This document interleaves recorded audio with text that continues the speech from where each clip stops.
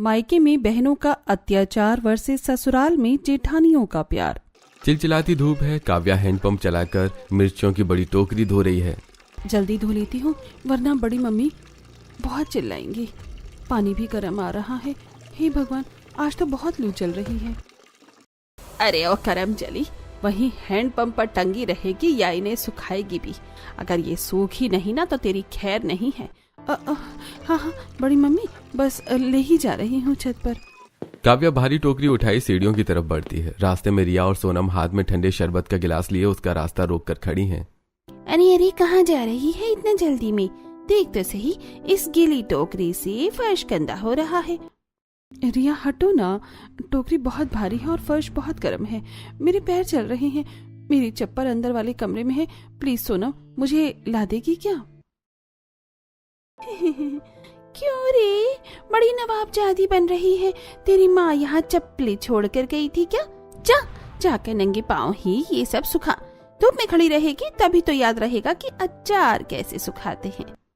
काव्या जैसी छत के फर्श पर कदम रखती है उसकी चीख निकल जाती है, क्योंकि फर्श भट्टी की तरह दहक रहा है।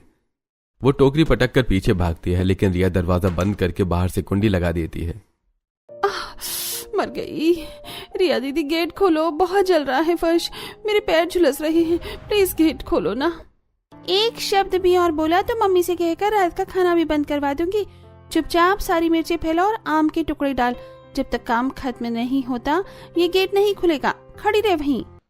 काव्या मजबूरन तपती छत पर एक किनारे बैठकर मिर्च कूटने लगती है।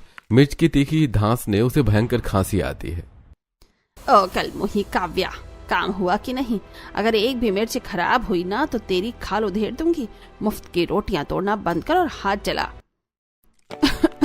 बड़ी मम्मी कर रही हूँ, बस थोड़ा और रह गया है।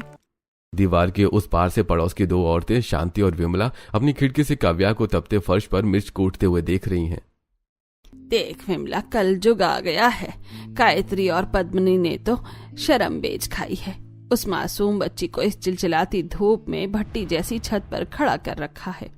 और क्या, अपनी दोनों बेटियों को तो कूलर के सामने बिठाकर शरबत पिला रही है और इस अनाथ बच्ची को नंगे पांव धूप में भून रही है।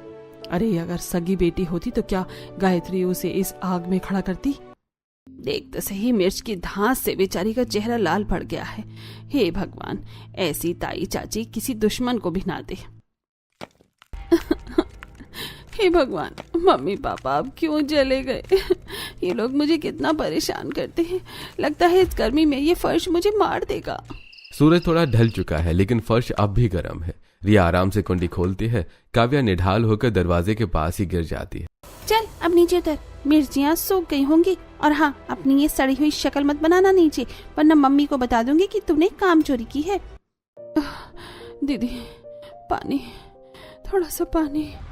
नीचे मटका रखा है, वहाँ जाकर पी लेना। यहाँ कोई नौकर नहीं खड़ा है तेरे लिए। चल ये टोकरी उठाओ, नीचे आ। काव्या अपने छालों से लड़खड़ाते कदमों से सीढ़ियां उतरने लगती है और पानी पीने के लिए रसोई की तरफ बढ़ती है, लेकिन तभी सामने गायत्री खड़ी मिलती है। बस इतना सा काम करने में पूरा दिन लगा दिया। बड़ी मम्मी, बहुत प्यास लगी है, गला सूख रहा है। प्यास बाद में बुझाना, पहले ये पकड़। घर का राशन खत्म है, जा बाजार से ये सारा सामान और गेहूं की बोरी लेकर आ। बड़ी मम्मी, अभी तो धूप से ही आई हूँ। पैर छालों से भर गए हैं, चला भी नहीं जा रहा। कल ले आऊंगी सामान। कल क्या तेरा बाप आकर खाना खिलाएगा? रात को चूल्हा नहीं जलेगा तो क्या सब तेरा मुंह देखेंगे? चुपचाप जाओ और शाम होने से पहले सारा सामान यहाँ होना चाहिए। काव्या को बिना आराम दिए भारी राशन और गेहूं लाने बाजार भेज दिया गया है। चिलचिलाती धूप में काव्या भारी थैले और कंधे पर गेहूं की बोरी संभाली लौट रही है। सड़क से उठती लू उसके झुलसे हुए चेहरे पर लग रही है। वो बार बार थैला जमीन पर रखकर सांस लेती है। हे भगवान, पैर पहले ही छालों से दुख रहे हैं, ऊपर से ये भारी बोझ। बस अब पहुंच जाऊं। सबसे पहले पानी पीऊंगी बहुत सारा। जैसे ही काव्या घर के गेट पर पहुंचती है, रिया और सोनम अपनी स्कूटी से वहां आती हैं। वो दोनों स्टाइल में चश्मा लगाए हुए हैं। लो आ गई महारानी, इतना धीरे धीरे चलती हो जैसे किसी की बारात में नाचती हुई आ रही हो। हम शॉपिंग करके वापस भी आ गए हैं और तुम अब पहुंच रही हो। सोनम दीदी, थैले बहुत भारी थे और पैरों के दर्द की वजह से तेज चला ही नहीं जा रहा। चल चल बहाने मत बना, जल्दी से रसोई में जा और हम सब के लिए ठंडा पानी बना के ला। हम लोग इतनी गर्मी से शॉपिंग करके आए हैं, बहुत थक गए हैं। दीदी मेरा गला सूख रहा है, क्या मैं पहले थोड़ा पानी पी लूं? पानी? अरे देख रिया, इसे पानी चाहिए, जा रसोई में मटके से पी लेना, लेकिन पहले हमारे लिए पन्ना लेकर आ। काव्या डर के मारे वो भारी गेहूं की बोरी को जमीन पर घसीटते हुए स्टोर रूम की तरफ ले जाने की कोशिश करती है। तभी रिया जानबूझकर बोरी को रस्सी खोल देती है और देखते ही देखते बोरी से सारा साफ गेहूं आंगन की धूल और मिट्टी में बिखर जाता है। अरे ये क्या किया तूने, अंधी है क्या? देख रिया, इसने सारा गेहूं मिट्टी में मिला दिया, अब इसे साफ कौन करेगा? नहीं दीदी, मैंने तो कुछ भी नहीं किया, ये तो अपने आप। दीदी बहुत थक गई हूँ, प्यास से दम निकल रहा है मेरा। ड्रामा बंद कर अपना, अब एक एक दाना चुनकर साफ कर और वापस बोरी में भर। जब तक एक एक दाना साफ नहीं होता तुझे पानी तो क्या, पानी की एक बूंद भी नहीं मिलेगी। दीदी आपको जरा भी तरस नहीं आता, सुबह से भट्टी जैसी छत पर थी, फिर बाजार भेजा, इतना अत्याचार क्यों करती हो तुम मुझ पर? मैं भी तो इसी घर की बेटी हूँ। क्या अत्याचार? बड़ी आई बेटी बनने वाली, काम नहीं करेगी तो खा खा कर भैंस हो जाएगी। तुझे यहाँ हराम का पालने के लिए थोड़ी ही लेकर आए हैं हम। काव्या झुककर मिट्टी में मिले गेहूं के दानों को अपनी कांपती उंगलियों से समेटने लगती है। रिया और सोनम अपने कमरे में जाकर कूलर की ठंडी हवा खाने लगती हैं। आंगन में गेहूं समेटने के बाद काव्या पसीना पोंछने के लिए उठती है और रिया के कमरे से पास से गुजरती है। अंदर रिया और सोनम अपने अपने बॉयफ्रेंड से वीडियो कॉल पर बात कर रही हैं। हाँ बेबी, आज रात की पार्टी में मिलते हैं, मम्मी पापा को तो पता भी नहीं चलेगा। हाँ यार, वैसे भी काफी टाइम हो गया है हमें क्लबिंग किए हुए। रिया दीदी, ये आप क्या कर रही हैं? बड़ी मम्मी को बिना बताए आप लोग बाहर लड़कों से मिलने जा रही हैं, ये गलत है दीदी, अगर उन्हें पता चला तो? तेरी हिम्मत कैसे हुई हमारी बातें सुनने की, और तू हमें सिखाएगी कि क्या गलत है और क्या सही? सोनम काव्या के गाल पर एक जोरदार थप्पड़ जड़ देती है। अगर तूने मम्मी के सामने एक शब्द भी मुंह खोला तो तेरा वो हाल करेंगे कि तू याद रखेगी। काव्या रोते हुए बाकी काम निपटाने रसोई में चली जाती है। अब शाम का समय है, कमरे में महंगे परफ्यूम की तेज खुशबू फैली है। रिया और सोनम आईने के सामने खड़ी होकर मेकअप कर रही हैं। काव्या थकी हारी हालत में जमीन पर बैठकर फर्श साफ कर रही है। यार, मेरी सहेली ने बोला है कि पार्टी में कोई हेल्प करने वाला चाहिए। ये वहाँ बेटा तो होगा ही, लेकिन हमारा स्पेशल ख्याल करने के लिए कोई अपना बंदा चाहिए यार। तो इसीलिए चलते हैं ना, वैसे भी घर में पड़ी पड़ी क्या ही करेगी, मुफ्त की रोटियां ही तो दौड़ रही है। क्या मैं भी पार्टी में जाऊंगी? हाँ हाँ, मेहमान बनकर नहीं, मेरी असिस्टेंट बनकर। और ये क्या पहनेगी? ये फटी हुई कुर्ती। रुक, मैं तुझे वो पीला वाला सूट देती हूँ जो पिछले साल जूही ने कुतर दिया था। रिया अलमारी से एक बदरंग और फटा हुआ सूट निकालकर काव्या के मुंह पर फेंकती है। जा, ये पहन ले, और खबरदार जो वहाँ किसी के सामने मुंह खोला तो कि तू हमारी बहन है। बस मेरे पीछे खड़ी रहना और जब मैं बोलूं मेरा क्लच पकड़ लेना। काव्या मजबूरी में रिया और सोनम के साथ जाती है। पार्टी में तेज म्यूजिक बज रहा है और अमीर लोग घूम रहे हैं। रिया अपनी सहेलियों के साथ ठहाके लगा रही है। काव्या एक कोने में सिर झुकाई खड़ी है। रिया, ये कौन है तेरे साथ? इसका हुलिया तो देख, कितनी अजीब लग रही है ये। अरे ये हमारे घर में काम करने वाली आई है। इसकी माँ मर गई थी तो मम्मी ने तरस खा के रख लिया है। अब घर पर अकेले छोड़ नहीं सकते थे तो इसीलिए साथ ले आए। पार्टी में रिया और सोनम अपने बॉयफ्रेंड्स के साथ किस कर रही थी। काव्या ने उन्हें रोकने की कोशिश की, जिससे रिया और सोनम चिढ़ गईं और उन्होंने जानबूझकर अपना हाथ पीछे झटका, जिससे उसके हाथ का जूस पास खड़ी एक रईस औरत की महंगी ड्रेस पर गिर जाता है। काव्या, ये क्या किया तूने? अंधी है क्या? देख, मैडम की इतनी महंगी ड्रेस खराब कर दी। पर दीदी, मैंने तो कुछ भी नहीं किया, मैं तो बहुत दूर खड़ी थी। जुबान लड़ाती है तुझे, एक तो मैं पार्टी में लेकर आई, ऊपर से बदतमीजी करती है। चल, अभी मैडम से माफी मांग और यहाँ से दफा हो जा। काव्या के गाल पर उंगलियों के निशान छप जाते हैं और वो वहां से भागकर रोती हुई घर पहुंचती है। पर गायत्री और पद्मिनी पहले से ही दहलीज पर खड़ी हैं। आ गई कुलक्षणी, रिया का फोन आया था, तूने वहाँ भी अपनी जबान चलाई, मेरी बेटियों की नाक कटवा दी वहाँ। नहीं बड़ी मम्मी, उन्होंने जो किया वो आउच दर्द हो रहा है बड़ी मम्मी। चुप कर, आज से तू कमरे में नहीं, रसोई के बाहर जमीन पर सोएगी। सुबह 4 बजे उठकर सफाई करनी है। रात का समय है। काव्या पसीने में लथपथ एक पतली चादर पर फर्श पर पड़ी हुई है। गायत्री और पद्मिनी ने फ्रिज पर ताला लगा दिया है और पानी की टंकी का वाल्व बंद कर दिया है। काव्या के पास बस एक छोटा मटका रखा है जिसमें रिया और सोनम ने नमक और मिर्च डाल दी है। आधी रात में पानी, बहुत प्यास लगी है। जैसे ही काव्या पानी पीती है तो मिर्च की तेजी से छटपटाने लगती है और वो खांसने लगती है।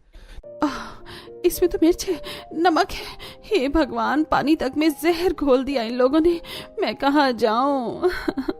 अब तो ये गर्मी और प्यास मेरी जान ले लेगी। काव्या घुटनों में सिर देकर सिसकने लगती है।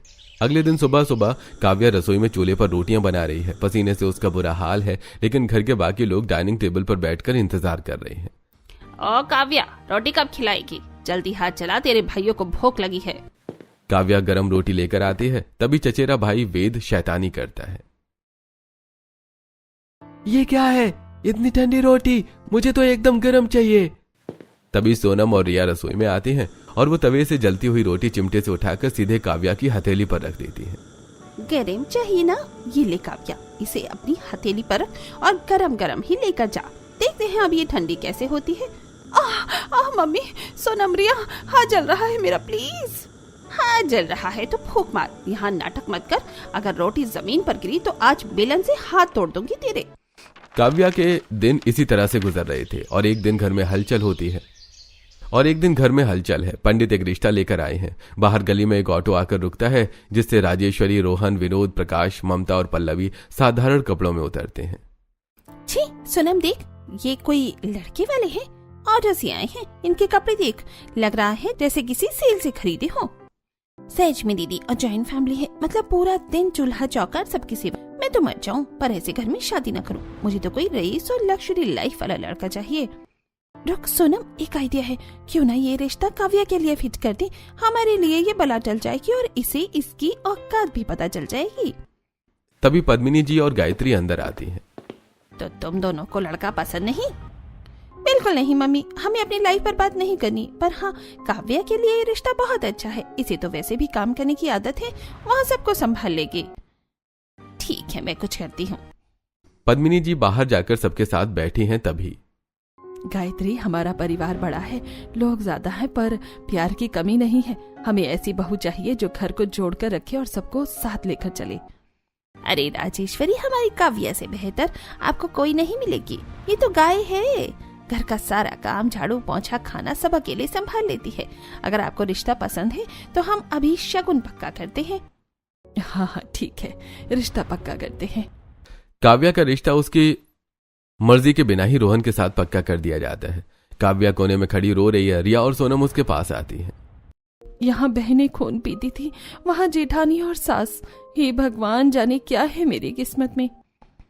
क्यों रे, बहुत खुश हो रही होगी। जा, अब उस मिडिल क्लास घर में अपनी हड्डियां घिसना।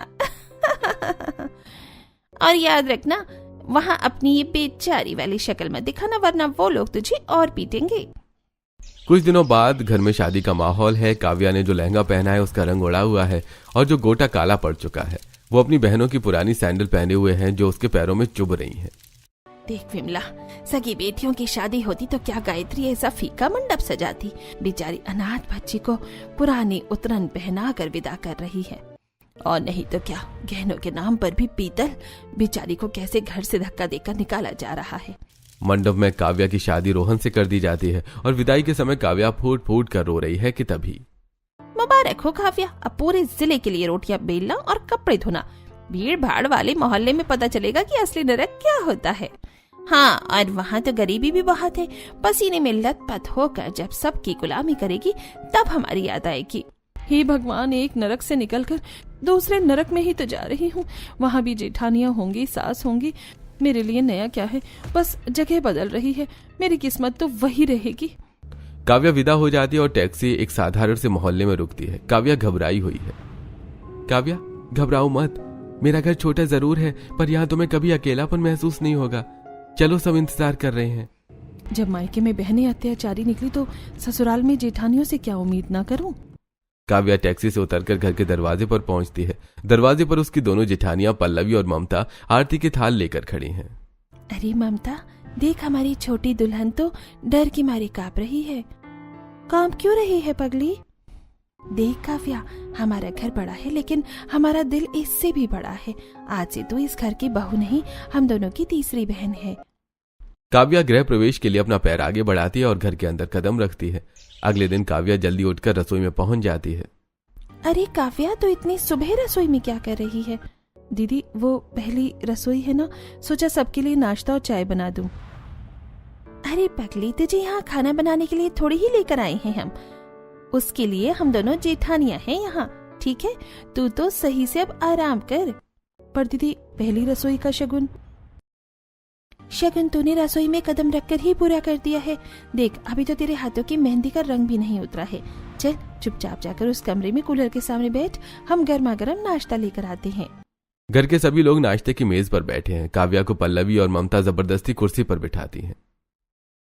अरे पल्लवी, बहू को आज ही रसोई में ले गई क्या?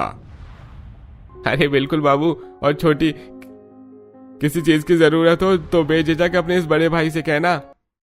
हाँ काव्या, और अगर इन दोनों जिठानियों ने कभी तुझे परेशान किया तो सीधे हमें रिपोर्ट करना, हम इनकी क्लास लेंगे। काव्या बेटा, तुझे यहाँ किसी भी बात की कोई तकलीफ नहीं होगी। तू भी हमारी पल्लवी और ममता की तरह बहू नहीं, बेटी ही है। माँ, मुझे आदत है जल्दी उठने की। वो आदतें अब पुरानी हुई। रोहन, देख क्या रहे हो? अपनी पत्नी को जूस का गिलास बढ़ाओ, देखो कितनी कमजोर हो गई है बेचारी। काव्या, माँ सही कह रही है, और कल शाम को हम बाहर घूमने चलेंगे। आप मुझे बाहर ले जाएंगे? मेरी बहनें तो कहती थी कि वहाँ बहुत करीबी है, मुझे धूप में काम करना पड़ेगा। अरे सोच क्या रही हो, खाना खाओ। काव्या चुपचाप अपना नाश्ता करने लगती है। ये ले, आलू के पराठा और मक्खन खा और बता कैसा बना है।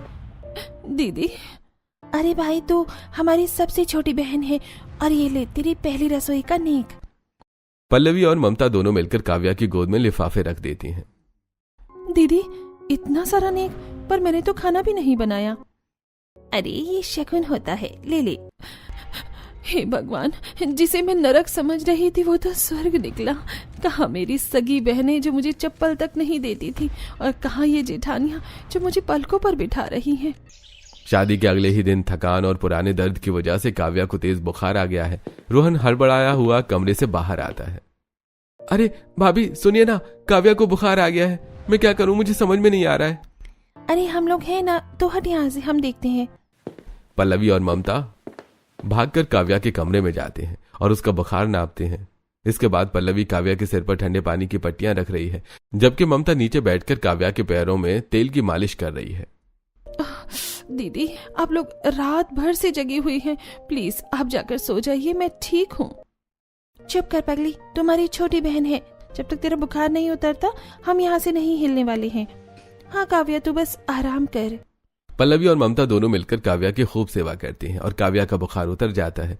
दोपहर के समय काव्या हॉल में बैठी हुई है और उसे गर्मी लग रही है। देखिए ना, काव्या को इस भारी साड़ी में कितनी गर्मी लग रही है, क्या हम इसे सूट पहना दें? अरे इसमें पूछने वाली क्या बात है, जाओ जाकर कल ही खुद के लिए और इसके लिए अच्छे अच्छे कॉटन के सूट लेकर आओ। पल्लवी और ममता काव्या को बाजार लेकर गई थी और जब वो वापस लौटती हैं तो उनके हाथों में ढेर सारे शॉपिंग बैग्स हैं। काव्या ने एक बहुत ही सुंदर और आरामदायक कॉटन का सूट पहना है और पैरों में नरम सैंडल है। घर के बाहर बरामदे में पड़ोसन सुनीता बैठी ये सब देख रही है। अरे पल्लवी, ये क्या देख रही हूँ मैं? तुम दोनों आज भी साड़ियाँ पहनकर घर का काम कर रही हो और इस छोटी बहू को सूट अभी से इतना सर पर चढ़ाओगे? अरे विमला चाची, सर पर नहीं, इसे तो हमने दिल में बैठा रखा है। इसे साड़ी में बहुत गर्मी लगती थी तो हमने सोचा क्यों ना इसे सूट में आराम दिया जाए। और सिर्फ सूट ही नहीं चाची, ये देखिए हम तो इसके और रोहन के लिए हनीमून की टिकटें भी लेकर आए हैं। अगले हफ्ते ये दोनों घूमने जा रहे हैं। क्या हनीमून? अरे पल्लवी, जब तुम दोनों की शादी हुई थी तब तो तुम कहीं नहीं गई थी और अब इस देवरानी पर इतना पैसा खर्च कर रही हो। जमाना खराब है बेटा, इतना लाड ठीक नहीं। विमला चाची, हम नहीं गए तो क्या हुआ, हमारी देवरानी तो जाएगी। हम अपनी खुशियाँ इसमें देखते हैं, इसे वो सारी खुशियाँ मिलेंगी जो इसे अब तक नहीं मिली। मैंने तो कभी सपने में भी नहीं सोचा था कि मुझे इतना प्यार मिलेगा। मायके में मुझे बहनों का अत्याचार मिला और ससुराल में जेठानियों का प्यार मिल रहा है। सुनीता चाची बड़बड़ाती हुई चली जाती हैं। एक हफ्ते बाद काव्या रोहन के साथ हनीमून मनाली आती है और खुशी खुशी लौट कर आती है। एक दिन शाम को घर की बालकनी में सभी चाय पकौड़ों का लुत्फ उठा ही रहे थे कि अचानक काव्या का सिर चकराता है और वो सोफे से नीचे लुढ़क जाती है। अरे काव्या, काव्या आंखें खोलो, क्या हुआ इसे? अरे काव्या को क्या हुआ? ममता जल्दी पानी ला। रोहन गाड़ी निकालो, हमें अभी इसे डॉक्टर के पास ले जाना होगा। पूरा परिवार डॉक्टर के पास पहुंचता है। तभी चेकअप करके डॉक्टर बाहर आते हैं। घबराने की कोई बात नहीं है, एक बहुत बड़ी खुशखबरी है, काव्या प्रेग्नेंट है।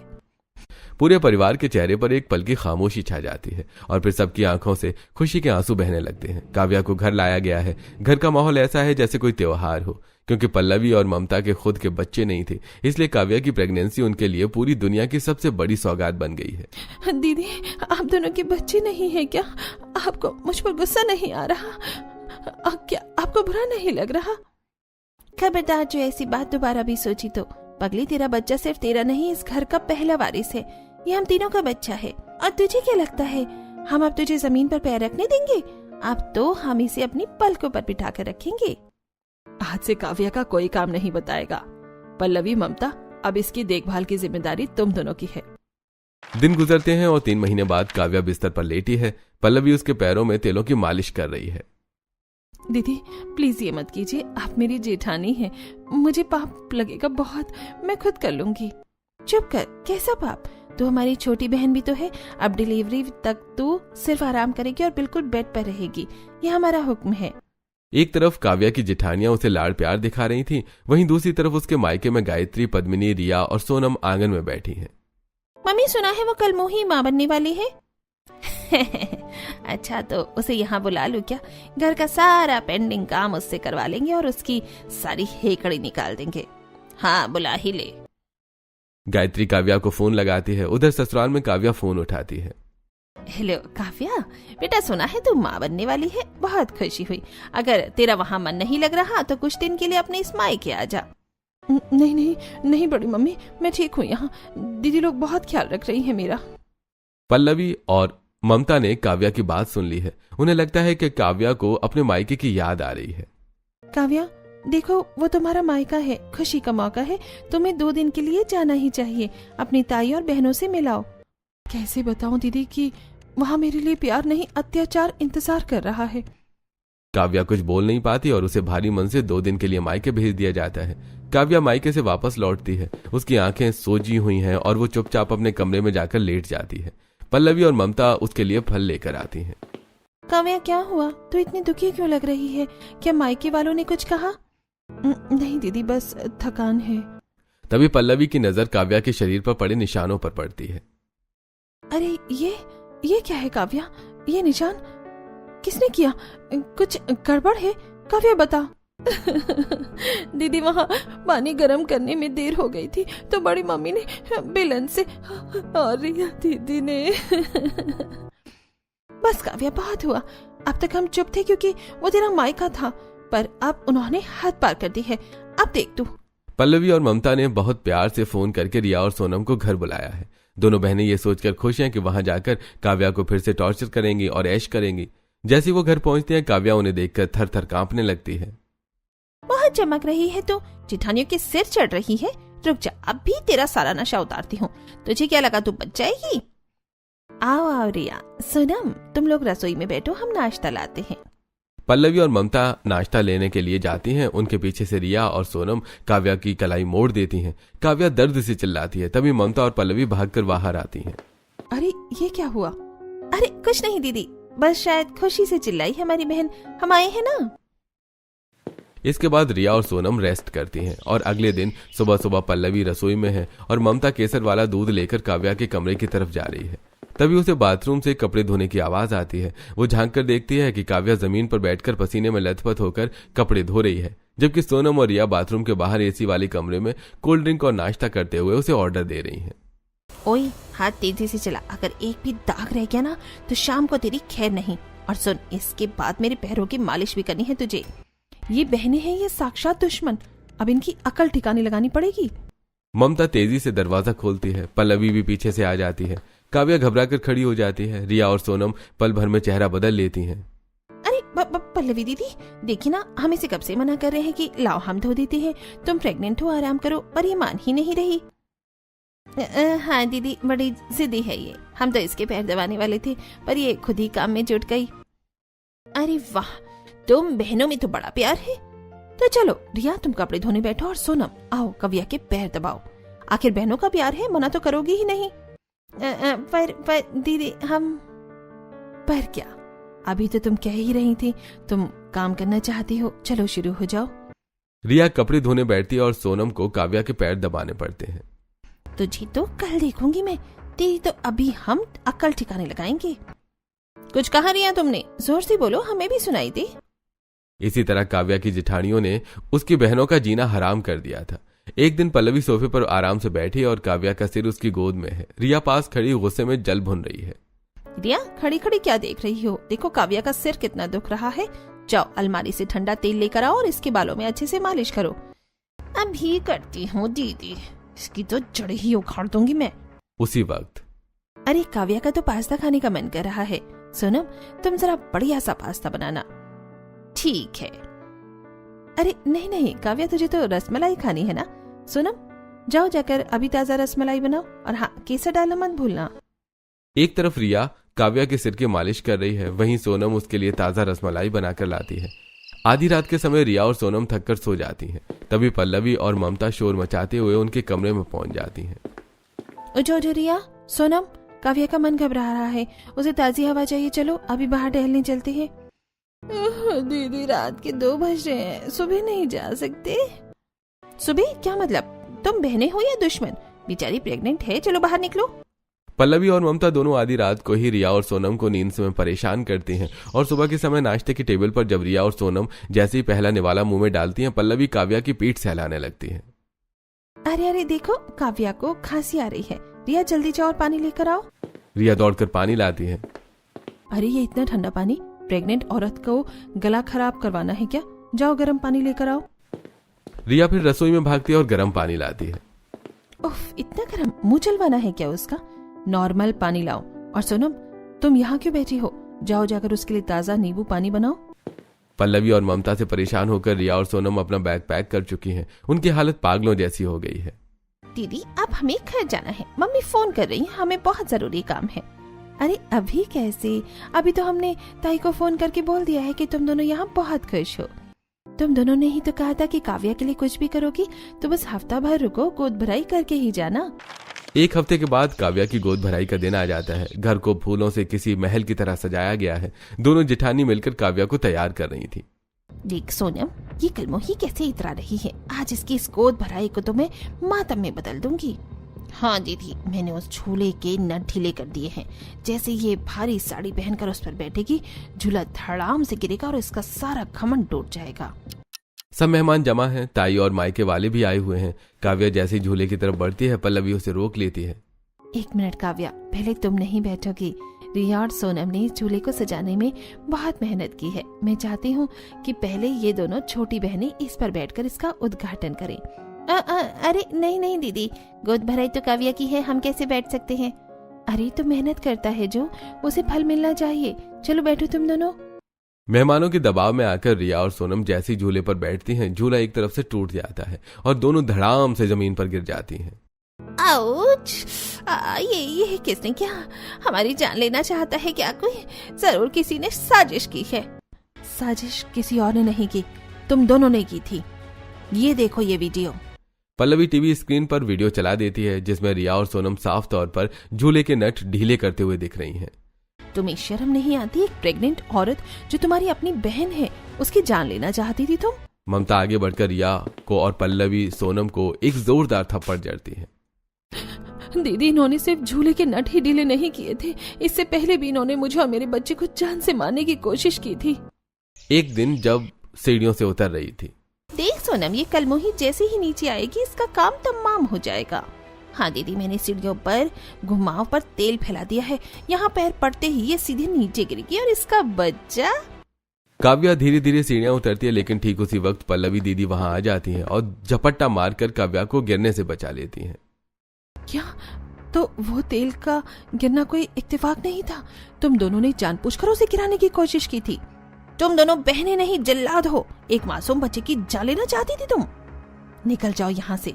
आज के बाद अगर इस घर की तरफ आंख उठाकर भी देखा तो पुलिस के हवाले कर दूंगी। 3 महीने बाद काव्या ने एक स्वस्थ बेटे को जन्म दिया है और आज वो अपने बच्चे के साथ ससुराल में पहली बार कदम रख रही हैं। तभी उसकी ताई रिया और सोनम खड़ी हैं। रिया और सोनम की हालत बहुत खराब है। उन्होंने साधारण साड़ियां पहनी हैं, सिर पर पल्ला है, हाथों और चेहरों पर चोट के निशान और बैंडेज लगे हुए हैं। अब तुम लोग यहाँ किस मुंह से आए हो? हमें माफ कर दो, हमारी बेटियों को उनके कर्मों की सजा मिल गई है। हमने पैसा देकर एक ही घर के 2 भाइयों से इनकी शादी की थी, पर वो घर नहीं कसाई खाना निकला। काव्या, हमें माफ कर दे। उन लोगों ने हमें दासी बना कर रखा है। वो हमें वैसे ही मारते हैं जैसे हम तुझे मारते थे। हमें खौलते पानी से जलाया जाता है, खाना नहीं दिया जाता। हमें हमारी किए की सजा मिल रही है। भगवान हमें कभी माफ नहीं करेंगे। हमारी जिंदगी बर्बाद हो जाएगी अगर तूने माफ नहीं किया। आपने जैसा मेरे साथ किया वैसे ही आपकी बेटियों के साथ हुआ। शायद इसी को न्याय कहते हैं। मैं आप सबको माफ करती हूँ क्योंकि मैं आप जैसी नहीं बनना चाहती। तो क्या अब हम फिर से एक परिवार बन सकते हैं? नहीं, मेरा आपसे और इन बहनों से अब कोई रिश्ता नहीं है। मायके में मेरी बहनों ने मुझ पर जितना अत्याचार किया, ससुराल में मेरी जेठानियों ने मुझे उतना ही प्यार दिया। अब आप लोग यहाँ से जा सकती हैं। पल्लवी और ममता गर्व से काव्या को अंदर ले जाती हैं और दरवाजा बंद कर देती हैं। तो क्या आपने भी कोई ऐसा परिवार देखा है जहां मायके में पीड़ित लड़की को ससुराल में जेठानियों का इतना प्यार मिलता है? और क्या आपकी जेठानियां भी इतनी ही अच्छी हैं? कमेंट करके हमें जरूर बताइएगा।